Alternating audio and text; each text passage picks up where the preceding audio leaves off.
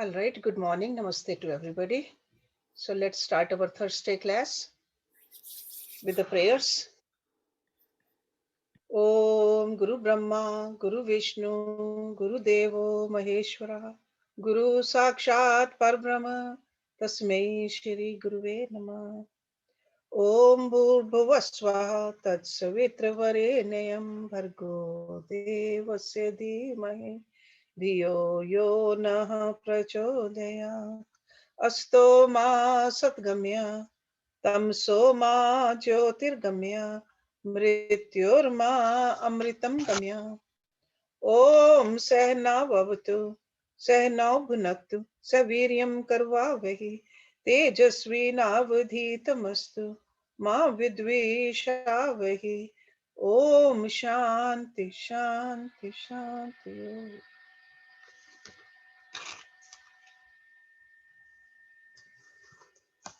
So we are studying these days in this class Avadhuta Gita,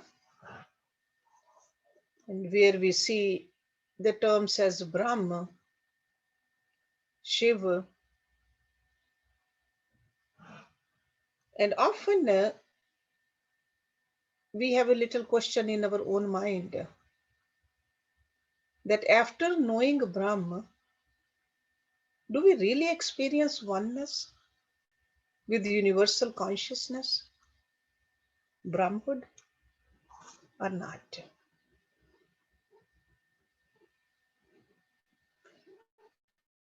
Very emphatically, Dattatreya is saying, and other rishis also have answered this question. They say yes. Brahmavit Brahm eva bhavati. That means the knower of Brahma becomes Brahma. Just like when we know our lower reality, and we think this is the only reality we are, our concepts of pleasure and pain, loss and gain, bondage and freedom, and we are confined with the objects in the field of knowing. So in the same fashion, when we know Brahma, we become one with the Brahma. So we got to expand this limited vision of ours. Because with the limited vision, we become the victim of objects and self-created complexes also. But if you identify yourself with the Brahma, you feel oneness with all.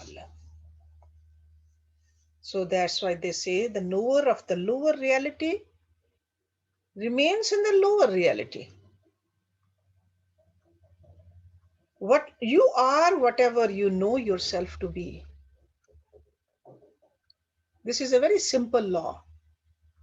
You are whatever you know yourself to be. So that's why the knower of Brahma becomes Brahma. The moment you know that you are inseparable from universal consciousness, you become universal consciousness. And your faith in that consciousness will grow. And your self-image will be transformed. You no longer feel superior or inferior to anyone else. You are free from all the complexes, all the diversities. You find the rightful place. That's why we are studying this scripture. This is a goal of life. So you understand that you are not part of collective consciousness. Rather, you are collective consciousness. Because all the changes, they take place within the realm of consciousness. But naturally, they really do not have any effect on the eternity of consciousness. Often sages, they have compared the consciousness with the forest. In the forest, there are plants, there are shrubs, vines, animals, insects, rocks, etc.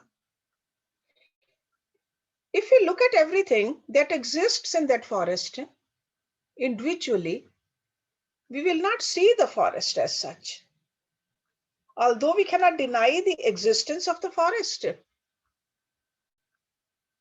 So, from the standpoint of an individual tree in the forest, the destruction of a particular plant or insect may be significant, but from the perspective of the forest, it is all part of the process of growth. Even if the entire forest were to catch fire and burn down, it would still exist because the potential for regeneration would remain. So when you identify yourself with universal consciousness, you experience oneness with all and find great delight in witnessing the changes taking place in the external world as well as in yourself. Fear of destruction, death, and decay vanishes. You become fearless. You are loving to all and rejecting none. Because you know that everyone and everything in the universe is simply an elaboration of yourself. So in this state of realization, love alone is your spontaneous expression because that has become your nature.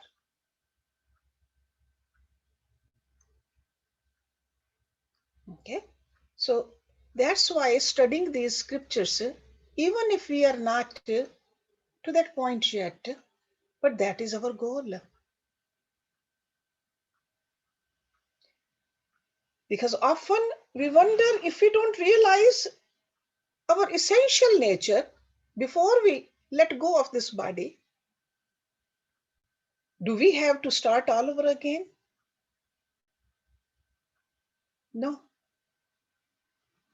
The scriptures clearly tell us we do not start all over. We start exactly from where we stopped in our last life. So in this lifetime, we got to keep on growing, keep on bringing our consciousness higher and higher. Okay? We cannot say that, no, I did not think like this before. It's too late for me to think like this or contemplate like this or practice such practices. No, it's never too late. Whatever we can do now towards the goal of life, we should do. That is our duty. Okay, so that's why studying these scriptures very, very important, because we don't know where we are going to get the answer to our deep questions. Where are we going to get the clarity? One word here, one verse there may open our eyes. So that's why this Avadhuta Gita is very important to us.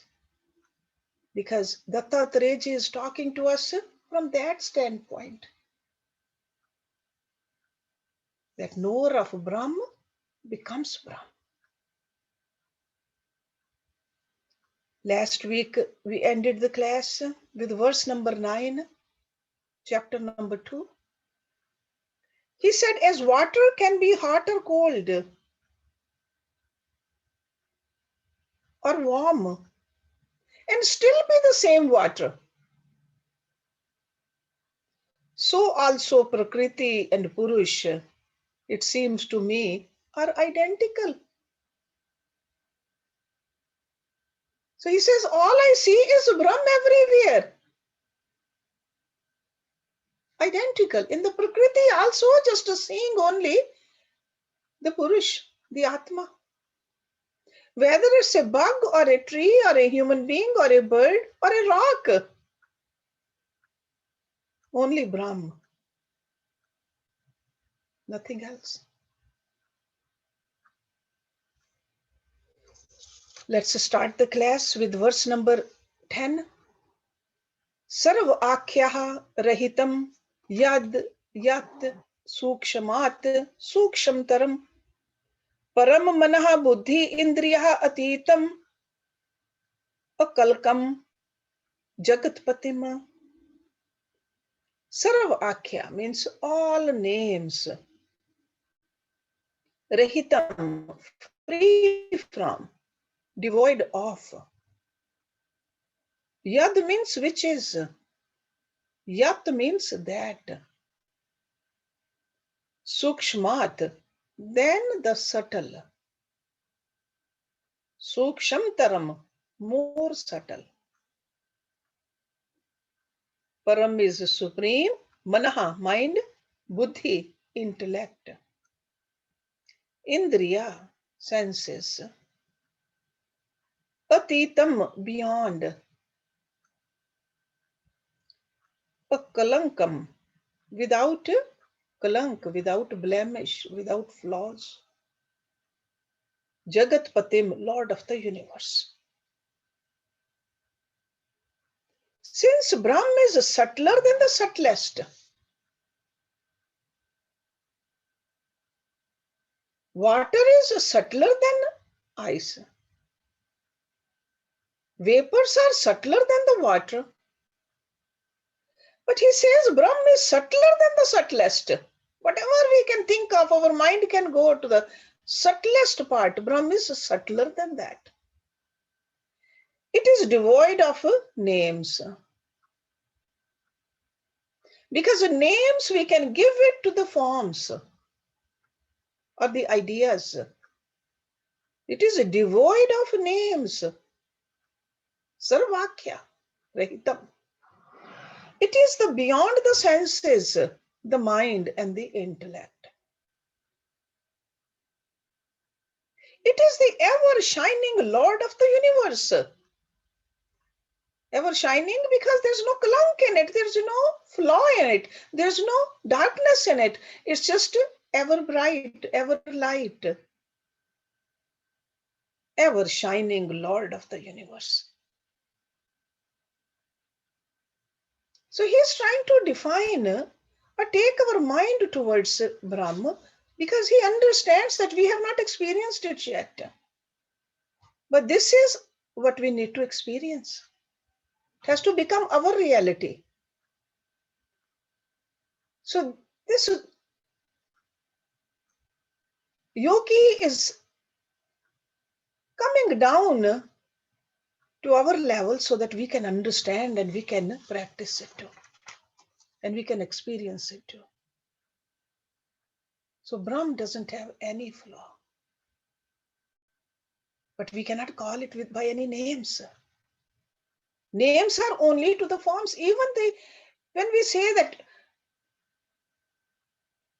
we say Lord Krishna, the form comes in our mind. Lord Ram, the form comes. So this is formless. You really cannot call it by any name. It's beyond all that. Idrisham sahajam yatra aham tatra katham bhavet ev hi katham tatra katham tatra acharam char acharam idrisham such sahajam innate or natural being. Yatra means where or where there is. Aham, I am. Tatra means there. Katham, how. Bhavet, may there be. Tvam, you. Ev means indeed. He means therefore. Katham how. Tatra there. Char means moving. Achar means unmoving. When Brahm is such a natural entity, how can there be I or you, or this movable or immovable universe? Okay? So this movement, moving, unmoving, I or you, at the basis of the form, we use these terms. So the reality in me and in you and in everything else is the same. So that's why he says when Brahma is such a natural entity, it's natural, it is inherent in everything and everybody. And there's no place where Brahma is not. So we got to keep that in mind. Gagan upamam tu yat proktam tad ev gagan upamam chaitanyam doshhinam cha sarva gyam purnam ev cha. Gagan, sky or space. Upamam, like. Tu means but, yat means which, proktam is described. Tad, there. Ev means indeed. Again, Gagan means sky. Upamam, like. Chaitanyam, consciousness. Chaitanyam. Dosh, fault. Hinam, without. Cha means and. Sarv means all. Gyam, knowing. And this knowing means omniscient, all knowing.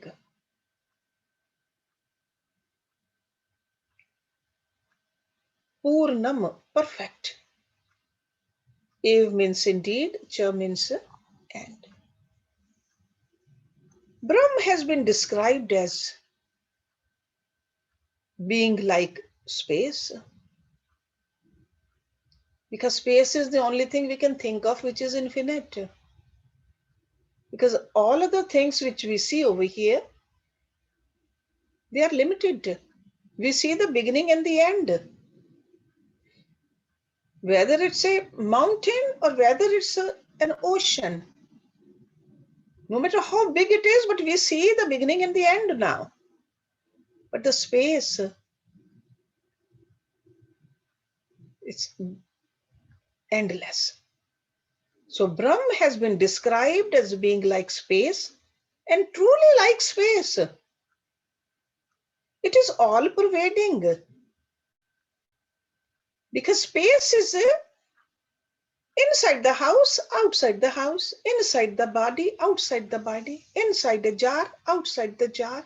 Space is everywhere, all pervading. So we say that, yeah, Brahm is like space, all pervading. Then we say Brahm is pure consciousness, Chaitanyam, omniscient. When we use the word Sarvagya or Sarvagyata, we use those terms for Brahm. And we say it's Puran, Purnamada, Purnam Idam. Those are the terms we use for Brahm. Puran, complete. So again, he's trying to bring the pointers for us so that we can have some concept. Maybe intellectually right now, but still some concept. By understanding it intellectually and dropping our limitations, we are supposed to experience it. It's not just some intellectual discussion, ultimately to experience it. Number 13. Prithivyam charitam na ev maruten cha vahitam varina pihitam na ev tej madhye Vivasthitam. Prithivyam, on the earth. Charitam, moving. Na means not, ev means thus. Marutain. Marut means the wind. So by wind, Marut. Cha means and. Vahitam, blown. Varina, carried by water. See, Varun. Varun is a water devata, right? Marut is wind, the airs. See, these are like a simple terminology we should know. Varina, carried by water. Pihitam, covered. Na means not, ev means indeed. Tej, fire. Madhye, in the middle. Vivasthitam, established. Truly, Brahm neither moves about on the earth, nor is it carried by air. Neither is it submerged in water, nor does it dwell in fire. So, in other words, all these elemental forces don't have any effect on Brahm. No matter how powerful these forces are, still they are the powers of Brahma. Brahm can control them or does control it. God controls them. They cannot control God. That's why in Bhagavad Gita also we study that soul cannot, Atma cannot be burnt, Atma cannot be wetted, Atma cannot be dried, cannot be perceived with the senses. So Atma and Brahma, same thing. So truly Brahma neither moves about on the earth nor is it carried by air. It doesn't move about because when it's everywhere, because something can move only if it's not somewhere else. So moving from a point A to point B, because at point B that something is not. But Brahm is in point A, point B, in between, everywhere. So it does not move. Okay. So again, this is a very subtle pointer for us to understand what Brahma is. Akasham tena samvyaptam na tad vyaptam cha kenachit sa bahe abhyantram tishtati avichinnam nirantaram. Akasham, space, ten, by that self. Samvyaptam, pervaded fully. See, vyapt is pervaded, some means fully, completely. Na means not. Tad, there, vyaptam, pervaded. Cha means and, ken chit, by anything. Sa means therefore. Bahe, outside, outer. Abhyantaram, inner. Tishtati, exists. Avicchannam, free from distinction. Nirantaram, continuous, eternal. Space is fully pervaded by Brahma. So first we knew that space is infinite, so pervaded everywhere. So now he is telling us space is fully pervaded by Brahma. So Brahma is even more pervasive, subtler than even the space, which is so subtle. So space is fully pervaded by Brahma. But Brahm is not pervaded by anything. So that means the subtlest of these elemental forces is space. But Brahm is subtler than even the space. And there is nothing else subtler than Brahm. Okay. So the earth is grosser than water. Water is grosser than fire. Fire is grosser than the air. Air is grosser than the space. When we meditate on these chakras, that's what we realize. But that Brahma, nothing is beyond that. That's the ultimate. So space is fully pervaded by Brahm, but Brahm is not pervaded by anything. So don't just think that there is something else who is subtler than Brahm. There is nothing. That's what he's telling us. It resides inside and outside and is undivided and uninterrupted. Uninterrupted means it's a continuous, it's eternal. Okay? It's not that Brahm is here and not there. It's continuously everywhere, no place where it's not. Okay?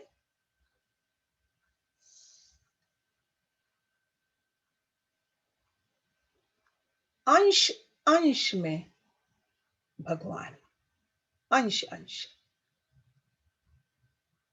सूक्ष्मत्वात् तद अदृश्यत्वात् निर्गुणत्वात् च योगी भी अलंबन आदि प्रोक्तम क्रमाद अलंबनम भवेत.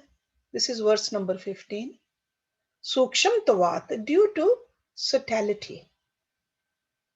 Suksham is subtle. So due to subtlety. Tad means there. Adrishyatvat due to invisibility. Nirguntvat free from qualities. Gun means the qualities. And qualities means tamsik, rajsik, satvik. Nirguntvat. Cha means and, yogi bhi, by the yogis. Alamban supports. Adi means etc. Yat means that. Proktam stated or spoken. Kramad. Kramad means kramase, successively. Kram. Alambanam support. Bhavet should be. Because Brahm is subtle, invisible, and without qualities, whatever methods have been prescribed by the yogis to realize it should be followed. One after the other in a krama. We often want to achieve something without the krama, without the succession, without doing the step number 1, and we want to climb on the step 10, and we can't do it and we give up. So this great Rishi is telling us to do it in a proper sequence. If you want to meditate, are you established in the yam and the niyams or not? In the yams also asked, are you established in ahimsa or not first? Because on this Quran, the very first thing is ahimsa. We've been talking about that. If you want to keep your body healthy, are you doing neti every day or not? Because that is the kram for a hatha yoga also. You're breathing from the nose every day, all the time, ever since you were born. Are you keeping that apparatus clean? or not? Are you doing pranayama or not? That is the Kram he's talking about. Rishi of that caliber, who is an avatar, the Tatreji, he is telling us. So because Brahm is subtle, invisible, and without qualities, whatever methods have been prescribed by the yogis to realize it should be followed. That's why even Rishi Patanjali, when he started those Yoga Sutras, what did he say? Ath Yoga Anushashanam. Diligently practice it. Seriously practice it. Then even he said continuously, constantly, for a long time practice it. Let me revisit what are these steps. Because there are 8 limbs of yoga. Yam. Those are the general disciplines. Non-injury, truthfulness, non-stealing, self-control, and non-accumulation. Ahimsa, satya, ste, brahmacharya, aparigraha. Then step 2 is niyam. Those are particular disciplines. Shauch, santosh, tap, swadhyay, ishwar pranidhan. And these are all written in your Yoga Sutras book. Cleanliness, contentment, austerity, study of the scriptures, and devotion to Ishwar, God. We are part of that Ishwar. We are not bigger than or smaller than, we are part of it. Then asan, posture, hips, shoulders, head. They got to be strong also, and we got to learn how to keep them in one straight line. Firmly, steadily, for a long time. Sthiram sukham asana. There shouldn't be a day when we don't do asanas. According to our age, according to our body. But some asanas should be done. Then pranayama, control of this vital force. Our mind depends upon it. Our body depends upon it. Our life depends upon it. How we breathe. Learn to breathe properly. Yesterday, somebody called, actually Mike's friend from California. Somebody must have COVID, and he said, I went to the hospital and everywhere it was written, breathe in and breathe out. Breathe in, breathe out. And he was asking Mike, is this what you teach? How to properly breathe in and how to properly breathe out. Of course, that's what we do as yoga students. This is very elementary actually. It should be taught to the little kids also. They know how to do it when they are babies. Because if you have seen a baby in the crib, they breathe in and out beautifully. The stomach goes up and stomach goes down as they breathe in and breathe out. But as we get older, we forget. And then we say that, how come I am so tired? I didn't do anything today, but I'm tired. Because we forgot how to breathe properly. So this great yogi is telling us, do this also. Then pratyahar. These senses which like to go into the outside world, bring them back at their resting place. So withdrawing the sense organs from their respective objects, they should go there to that object only when needed. Sure, when I'm eating, I should look at it what I'm eating. And I should enjoy that eating part. But thinking about eating all day long, you get up in the morning and start thinking, eating, that's not right. Withdraw.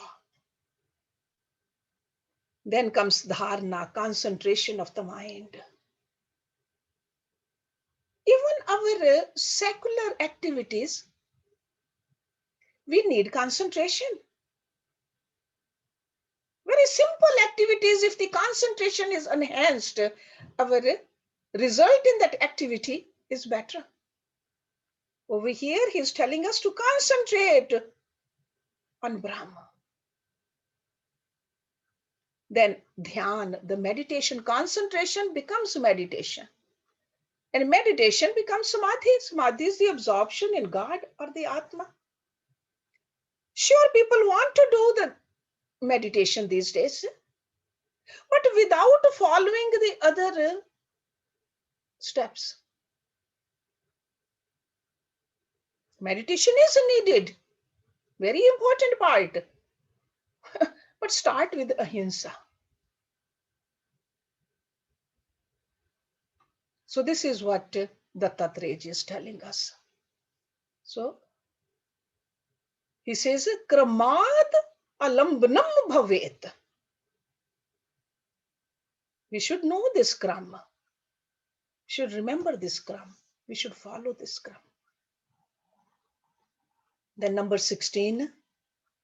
Sattataha abhyas yuktaha tu niralambha yada bhavet tat leyat liyatehe na antaha gun dosh vivarjitaha. Sattata, constantly. Like a sattam, constantly. Abhyas, practice. Yuktaha, united. Tu means but. Niralambha, independent. Independent means objectless. Otherwise, we are dependent upon the object. Okay, objectless. Yada means when, bhavet would be. Tad means in that. Layat, free from being. Or free from like a dissolution. Layat. Liyate is dissolved. Na means not, antah means before. Gun, qualities. Dosh, defects, faults. Vivarjitaha, free from, devoid of. This is a continuation of the verse number 15. He says, it is through constant practice of yoga. Nirantar abhyas. That the mind no longer clings to any object. Okay? Because for countless lives, we have given our mind the freedom to just go wherever it wants to go. That's why it just likes to run every which way. Now we got to do the abhyas to retract it back. So that's why he said it is through constant practice of yoga that the mind no longer clings to any object. And when objects cease to exist for this yogi, for others, they are still there, cease to exist because you don't have any interest in them. The mind vanishes into the final cause. Final cause, like a goal of life, goal of human being. Shunning good and evil. So you are not even saying this is good, this is bad. This is pious, this is non-pious. This is auspicious or inauspicious. You have risen above all that. Because in Brahma, there is no lower or higher. There's no flaw in it. It's a blemish free. So in that sense, he says, when objects cease to exist, the mind vanishes into the final cause. It has just total liyate, dissolved. Nothing left. And that is the goal. That's why he said the final cause. Okay. And that is after samadhi. See, Ashtanga Yoga does eighth step is samadhi, but in samadhi also there are several degrees of samadhis. What he's talking about over here, that's a nirbij samadhi or dharam-meg samadhi. So nothing but Brahm. Okay. That is the final cause. Vishwasya hai, रौद्रस्य है मोह मूर्छा प्रदस्य च एकम एव विनाशाय हि अमोघम सहज अमृतम विश्वस्य. See, wish means poisonous. Vishwa means world. Of the poisonous world. Rodrasya, terrible. Moh, attachment, delusion. Moh, we are all familiar with that term. Moh. Murchaha, unconsciousness. Pradasya, which gives, produces. When you produce something, only then you can give. Cha means and, ekam, one. Ev means thus, vinashai, for the sake of destruction. He means therefore, amogham, unfailing. Sahaj, natural state. Like an innate, sahaj. Amritam, immortality. He says there's only one infallible antidote for the terrible poison of worldliness. So this wish of this Vishava, there's only one antidote, only one remedy, which produces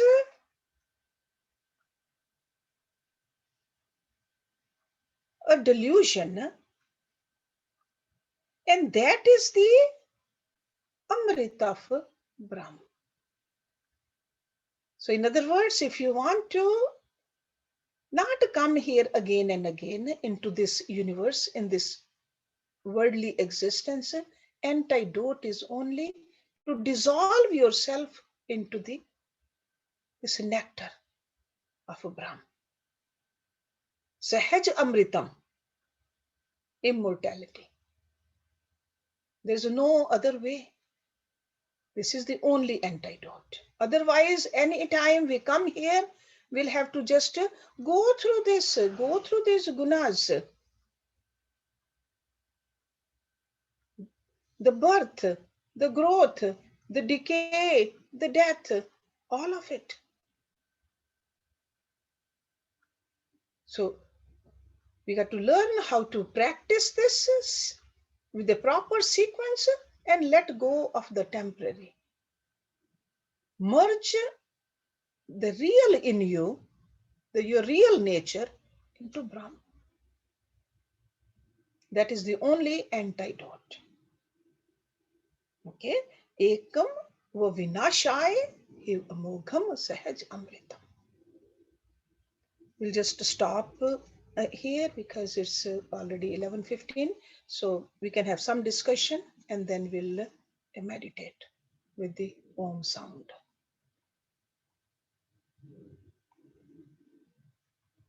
No question? No question? Okay. Not yet. Okay. Karuna doesn't have a book. She joined our class recently. So if somebody can send the name of that book which you are studying, I don't have a copy, so that she can purchase that also. I got it. I'll send it to her. Yeah, just send her the author or the front picture of that book. Okay. All right. Thank you.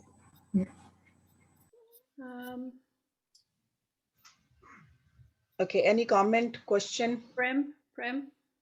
Yes, Yes. Prem. Hershey, did you at one point read that you reached a point, right now we talk about that we need an object for focus. But then when we grow to a higher place, then we can meditate on the Brahm itself without any object? That at that stage, see, you have already transcended it. That means you are seeing Brahm everywhere. Okay? So as long as you say I'm meditating on Brahma, you need the object. You do need the object. Yes. You need some kind of an object. Whether it's a diya or sunlight or your guru's face, guru's feet or any deities, you need something. Okay. But when you can see everywhere God, then you have already you are beyond that. Then you are in meditation. You are not even trying. You're not meditating. Then you have been absorbed. Mm-hmm. As long as there is a requirement of the meditation, you need the object. Okay. That's for focusing. Is that right? Yeah, focus is needed. Okay. But once you can see God everywhere, that's why Lord Krishna also answered this question beautifully in chapter 12 to Arjuna. Arjuna did ask, which one is greater? A devotee who worships the form or a formless? Lord Krishna said, it is the qualities which we look at. The selflessness. Okay? The renunciation. The love for all. And it's easier to worship the form. By the time we reach that formlessness, we are already there. Yes. Okay. So it's not a question of whether I'm going to see the formless Brahm. If you're going to see the formless Brahm, that itself is a form. Because formless means it's everywhere. But you also say Brahm is attributeless. Yeah, Brahm is attributeless, right? Because attributes, we give it to only the objects.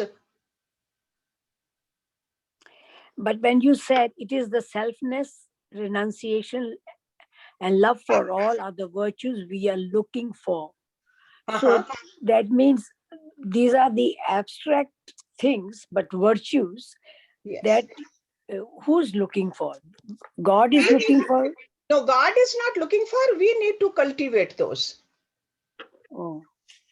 Okay, we need to cultivate those kind of attributes in us so that we can see God everywhere. Okay. Yeah. So, Hershey, Brahm is quality-less because it's beyond and above qualities? Yes, because qualities are, when we use the word quality, this quality means Rajsikta, Satvikta, Tamsikta. Right. These qualities are pertaining to the Prakriti. Prakriti. Right. Prakriti. So Brahm is the owner of the Prakriti. Right.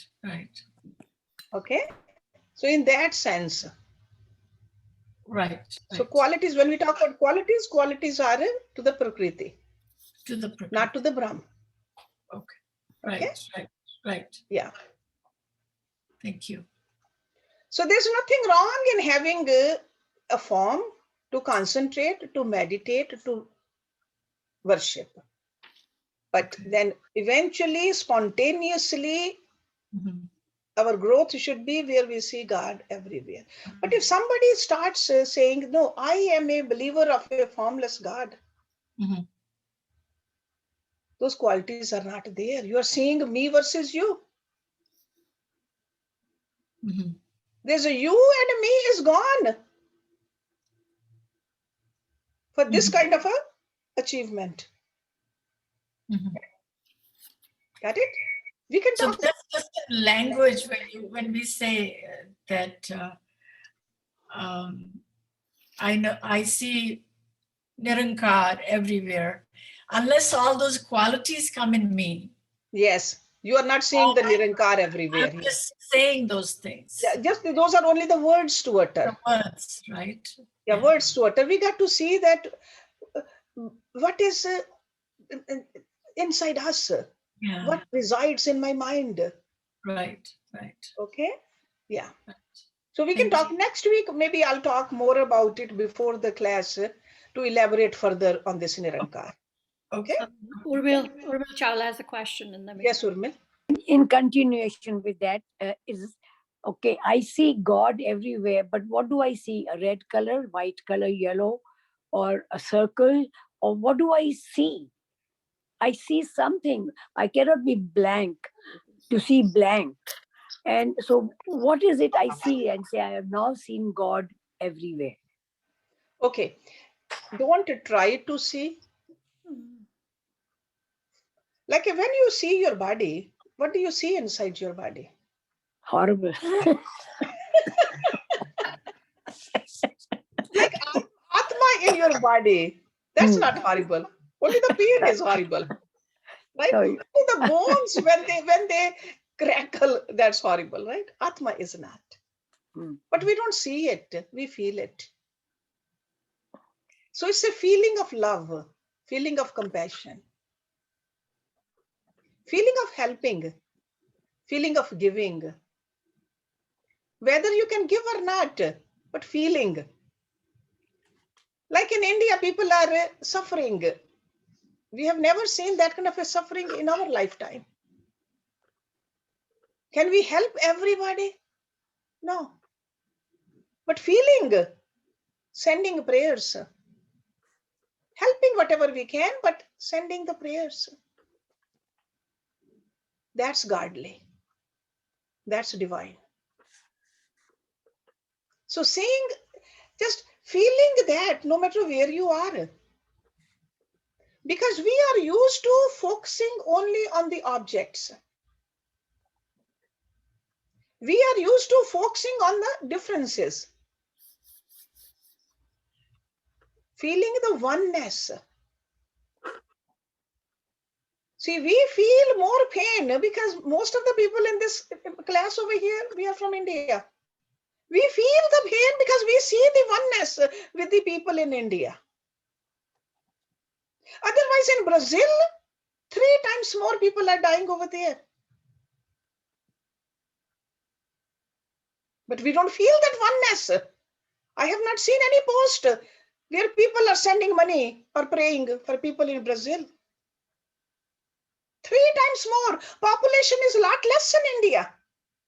So percentage-wise, a lot more people are suffering over there. But oneness. So the same oneness, if you can feel everywhere, then we are getting closer to this Brahmahood. Okay. So we'll talk more about it next week. I know you all look forward to this group meditation every week. So we'll do that now. And actually, I just had a quick question. Sure. You said 8 pointers, niyam and asanas and all that. Where can I find it? I know you've talked about it before. They are in Yoga Sutras, Patanjali Yoga Sutras in the 2nd chapter. We discussed the 2nd chapter. Yeah. 2nd chapter. In the middle of the 2nd chapter, you'll find it. Okay. Okay. Thank you. They are written over there very clearly. Okay. Word by word, whatever I mentioned. And they are not the pointers, they are the practices. Practices. Okay. Okay. So, so should we meditate now? Mm-hmm. Okay. So we'll have a discussion, more discussion next week, and more time to talk tomorrow also. But let's try to meditate for a few minutes. And this is a Om sound. Keep your back straight, please. Eyes closed, and try to meditate.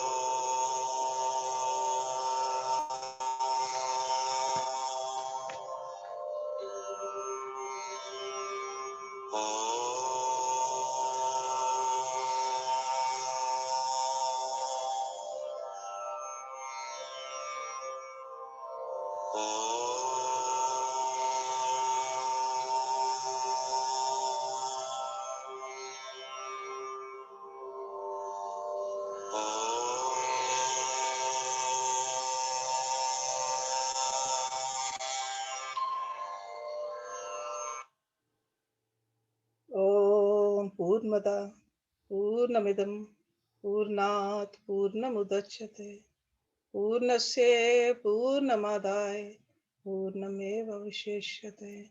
Om Shanti Shanti Shanti. Thank you very much.